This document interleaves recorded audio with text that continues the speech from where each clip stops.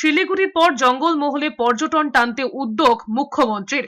ঝাড়গ্রামে 10 কোটি টাকা খরচ করে 64 একর জমিতে তৈরি হবে টাইগার সাফারি। তৈরি হচ্ছে খড়গপুর ঝাড়গ্রাম ইন্ডাস্ট্রিয়াল করিডর। আদিবাসী দিবসের অনুষ্ঠানে যোগ দিয়ে জঙ্গলমহলের উন্নয়নে রূপরেখা তৈরি করে দিয়েছেন মুখ্যমন্ত্রী মমতা বন্দ্যোপাধ্যায়। মঞ্চ থেকে বলেছেন, আগামী দিনে পর্যটকদের ডেস্টিনেশন হবে ঝাড়গ্রাম। এছাড়াও ঝাড়গ্রামে একটি শপিং মল তৈরির ভাবনাও রয়েছে মুখ্যমন্ত্রীর। সে কারণে 1 একর জমি জেলা থেকে নেমে রাজ্য প্রশাসন, ওই জমিতেই তৈরি হবে বিগ বাজার। আর ওই বাজারের নিচের দুটো তলায় স্বনির্ভর গোষ্ঠীর মহিলাদের তৈরি জিনিসপত্র বিক্রি হবে। লোকসভা ভোটের পর প্রথমবার ঝাড়গ্রাম সফরে উন্নয়নের ডালি নিয়ে গিয়েছেন মুখ্যমন্ত্রী।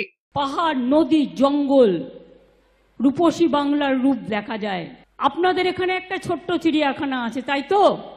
আমি আগামী দিনের জন্য আরো টুরিস্ট অ্যাট্রাকশনের জন্য একটা বেঙ্গলের আমরা একটা ঝাড়গ্রাম চিড়িয়াখানার উল্টো দিকে যে 64 একর জমি আছে, তাতে একটা টাইগার সাফারি চালু করব 10 কোটি টাকা দিয়ে।